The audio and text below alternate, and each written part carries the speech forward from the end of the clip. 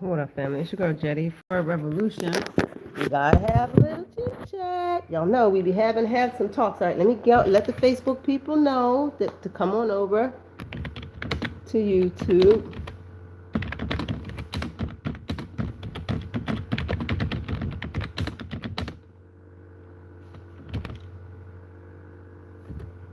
For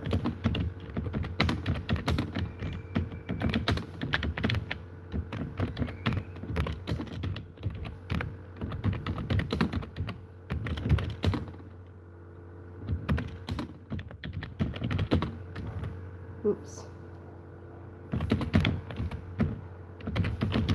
All right, so I just put the Facebook thing there. All right, so dig it, guys. We got to talk about subtle deception. Okay, so much is going on. Um,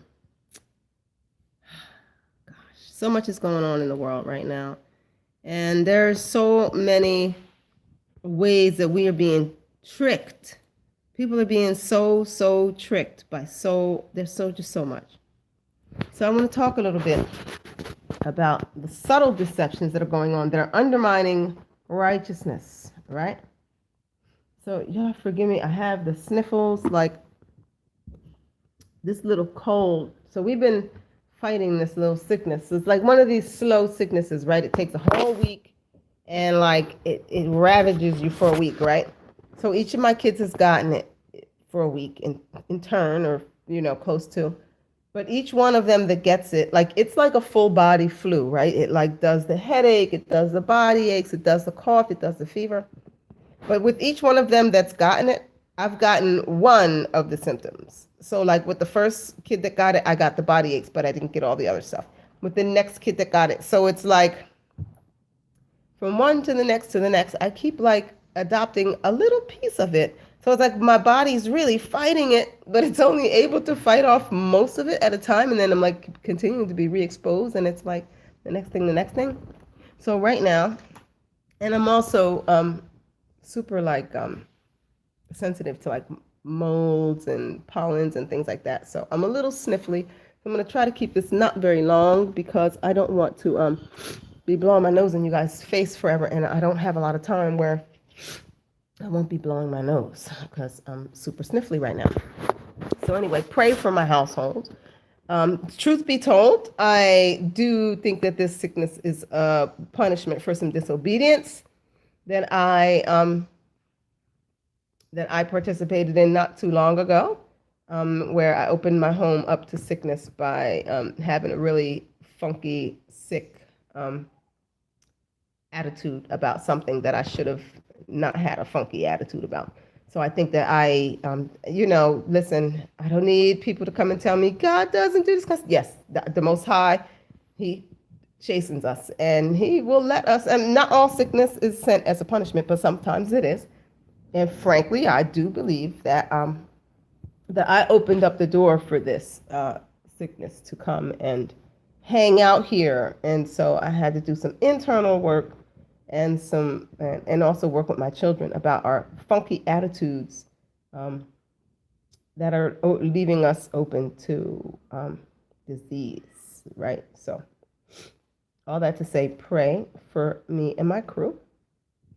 So let's talk deception, okay? So what you have right now is you have a culture where, all right, you guys, a lot of us have seen the stories, right?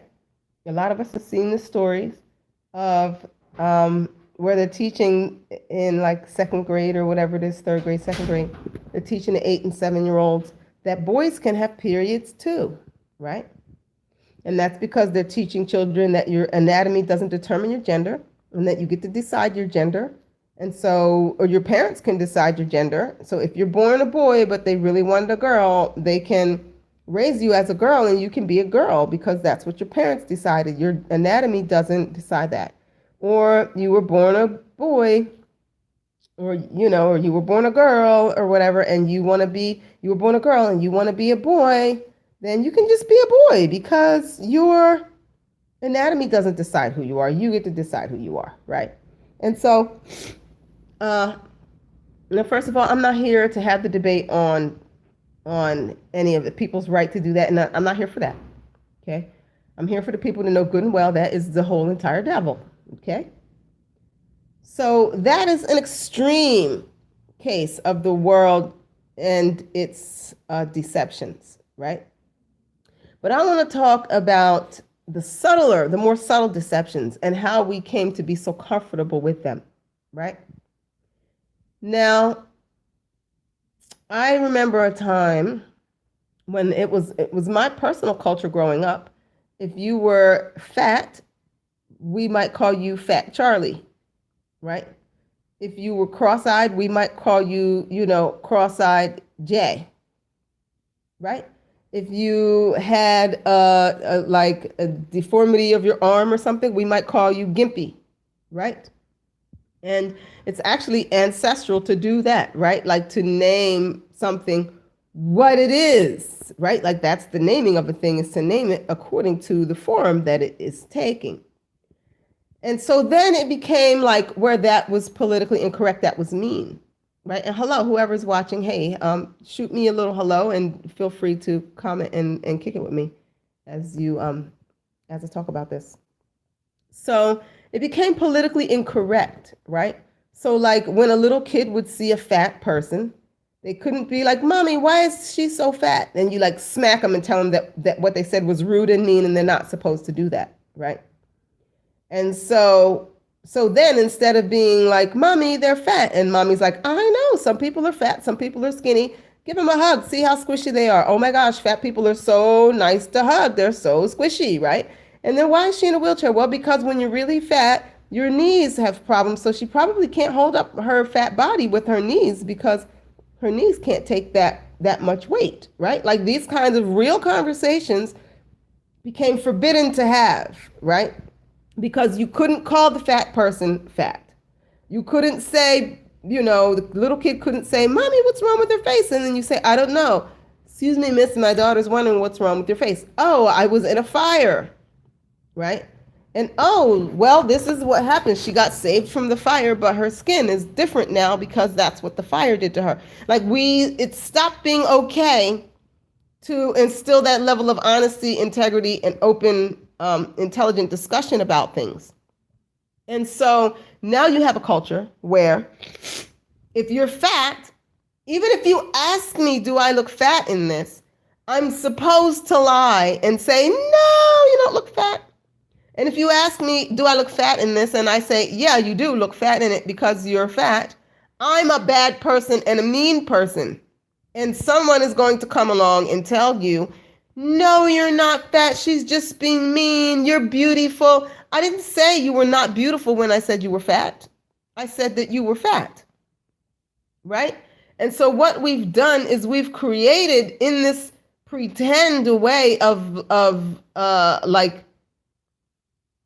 so the way that they present it is as if me not calling you fat is saving your feelings because that's mean, when actually it's more mean to not call you fat when you are, because it's assumed that it's an insult that you're fat.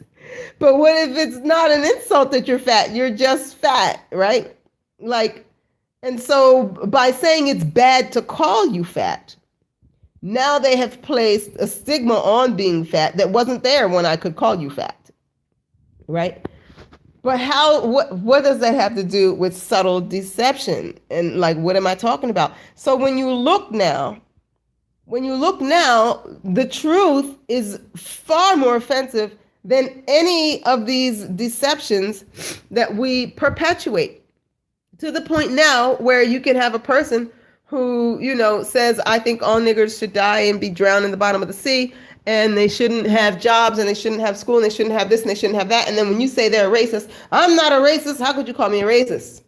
Right? Like, people call me a racist all the time, and guess what? They're right. I'm racist. Why? Not because I don't like white people. That's a whole other story. But I'm a racist because I use my resources for the specific advantage of people of a particular race, mine. Right? And so when someone reads my posts and follows me and things, and they say, Jetty, you're a racist, I'm an idiot to get on and say, I'm not a racist, you're being mean. No, the truth of the fact is, yes, I am a racist, and I wish I were in a better position to assert my racism. I wish I had more resources to funnel toward my race, right? And so the subtlety of this deception has disempowered the righteous, has really, sorry guys about this little cold. So the subtlety of this deception has really disempowered the righteous, because what we do now is we cower in these corners, afraid to call things what the hell they are. We are afraid to call abominations an abomination, right? And that's a good one to talk about, because I am of the belief, now everyone doesn't believe this, but I am of the belief that the white race is a genetically modified race. They are not natural people. They are, genetically speaking, they have animal genes within their gene pool, right? And this was done scientifically, like how now they're doing that again.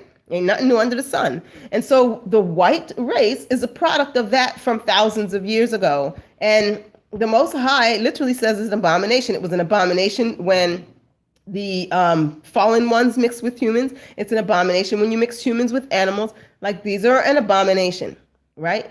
And so when I say that, it hurts someone's feelings. And so I'm supposed to not call it an abomination because it hurts feelings, rather than say, well, it is an abomination, but it's not your fault that you're an abomination, because that was thousands of years ago. And so then now we can't have the conversation about redemption, right? Because the Most High says, do not call unclean what he calls clean. And anyone who's washed in the blood of Yeshua is now made clean and whole. So even an abomination can be made whole when they submit to the truth of Yeshua, right? Mind you, that's tricky, because when you say the truth of Yeshua, you must worship in the spirit and the truth. So going to white Jesus and all the white Christianity ain't saving those souls. You have to reconcile with the spirit of Christ, the spirit of Messiah. So when we can't tell them that, when we can't say that they're an abomination, then we can't offer them true redemption. And so there are so many cases like that where we are undermined, our power and our impact on the world is undermined because we are too afraid to call things what they are, right? Like, it's Christmas season. I am sorry, but there's no getting around the fact that the word, if you follow the Bible, it clearly says, do not put a tree up in your house and decorate it. Like, the Most High clearly says, like, specifically, don't do that. But if I post about that, it's considered I'm being mean. I'm trying to take the fun out of the holidays for people. And so the idea is that me, with that knowledge and conviction, that I would, instead of say that's the Most High says that's an abomination, don't do it. That's forbidden, don't do it. Then I, out of being nice, would then say, oh, the Most High knows your heart. It's for the kids. Like, I will participate in these deceptions that then make the righteous of no effect. We are powerless. And then we wonder why the world is so lost, because we are too afraid to tell the truth and to deal with that and let the chips fall where they may. That's what they made it for. What do you mean? Who made it for? What are you talking about, friend? Who made what for? I don't quite understand your comment. Christmas. Yeah, well, it's just, I can't even touch the lies and deceptions around Christmas, right? Like the notion that that Yeshua was born in December sometime is just nonsense, right? Like, that's already been disproven a million times. And the idea that because he was everything about it is just deception upon deception upon deception. Like, every tradition associated with it is just all deception. It's all deception. And so what does that mean for the righteous, right? Are we willing to have people call us mean and say we're the devil because we operate in discord? That's the other deception, right? When you come and you bring truth, then people will say you're operating in discord. Don't talk about your religion because you're causing division, right? No, I'm not causing the division. Like the line is already in the sand. I didn't cause the line to be in the sand. When I say know what side of the line you're on and know that, make sure that you're on the right side, that's not a disservice, that's a service, because some people don't want to be on the side that they're on. And they won't know that unless someone makes it clear to them, hey, you're on the side that eats human flesh. Do you realize that, right? Forgive me for the sniffles. Like, you're on the side that eats human flesh. Are you sure you want to be on that side? Well, no, I don't want to be on the side that eats human flesh. Okay, so if you don't want to be on the human flesh eating side, then you have to stop eating Doritos. And you have to stop, like, this is, like, we can't afford to be caught up in these deceptions of being nice and polite and in the name of peace. Because that's not peace. And it clearly it's not peace, because the global culture that we're speaking of, this deceptive culture, has not brought peace anywhere ever to anyone's life, ever. Ever, ever, ever. Even the ones that are doing the best of the best, the top, the top of the food chain in it, those people kill themselves, kill each other, kill their wives, kill their kids. Like, even the ones that are winning at the game don't have peace. So the idea that perpetuating it and what's the word that I want to use? Like participating in it, right? It is somehow going to bring peace is just not true. It just brings death and destruction. And so we have to be careful of these subtle deceptions, right? When you say to someone, don't drink bleach, it will kill you. And they say, you're just mean and hateful and you have a closed mind. And then you, because you don't want to be closed-minded, say, I don't have a closed mind. I have an open mind. And bleach, really? Okay, maybe it's my opinion that bleach. Like, no, it's not my opinion. I do have a closed mind toward drinking bleach. I have a very closed mind. I don't drink bleach, and I don't think that people should drink bleach. Yes, I'll go so far as to say that I don't think people should drink bleach who desire to live, because bleach will kill you if you drink it. That's not me placing judgment and all that. That is me using wisdom and being honest. And so what we're expected to do is not tell the person not to drink the bleach. And then when they're sick from drinking the bleach, we're supposed to have some level of compassion for them that now would take our resources from the people that don't drink bleach to go over and now fix the person that drinks the bleach. I'm supposed to feel bad and spend my money to pump their stomach, or they wouldn't pump your stomach in the case of bleach because it's a corrosive. But so I'm supposed to spend my money to take them to the hospital to get the charcoal poured down their throat so that they can drink bleach. And I don't have to be a bad guy and I can tell them, oh, honey, I'm sorry you're struggling. And no, I'm not sorry you're struggling. I'm glad you're struggling, because maybe this will teach you not to drink bleach. And that's mean to say, no, I'm glad you're struggling, right? That's another one. To say, well, I'm kind of glad that they're going through that. I'm glad they hit that brick wall because, they've been drinking all this bleach and stuff, and get out, there's something else, folks. Do that now. Like, it's just too much. And so we who are called to righteousness, whatever that looks like, or however you're interpreting that religiously, we have to be willing to be the bad guy, and we have to be willing to stand for what we know to be truth. And that also means, pardon me, one second. That also means that we have to be open to new truths, because of course none of us knows it all, right? So sometimes you're going to think you know something, and then you're going to get someone who comes to you and is like, actually, that's not true. That's a deception. And the truth of the fact is X, Y, Z. And if we are righteous, we don't respond by saying, well, the Most High knows my heart. No, we say, okay, you're right. That is true. And so what I need to do is correct my behavior according to that truth. But because we're in this culture that doesn't believe in truth, right? No one can hold anybody accountable. We can't even hold ourselves accountable. Like when I say, I'm really dealing with like how mean I am. I'm mean. I don't know why I'm so mean. I mean, I have some clues, but I'm like really mean, right? And so when people call me mean, like, okay, there's two things going on. There's one, I'm telling the truth, and then there's two that I kind of I like grinding people to smithereens. I'm mean. I get pleasure out of the smashing of a person's ego, right? Like, that's mean. And so when someone says, Jetty, you're being mean, because we live in this culture where truth isn't allowed to be told, then my response is supposed to be, and people come to my aid, you're not mean, you're just looking out for the souls of the people. Yes, that's true. I'm looking out for the souls of the people, and I'm mean. And so they would have me not to correct that mean behavior by denying that it is a part of the equation, which would just condemn me to hell. Because we cannot fix what we don't acknowledge. And sometimes we don't see it ourselves, so it requires other people.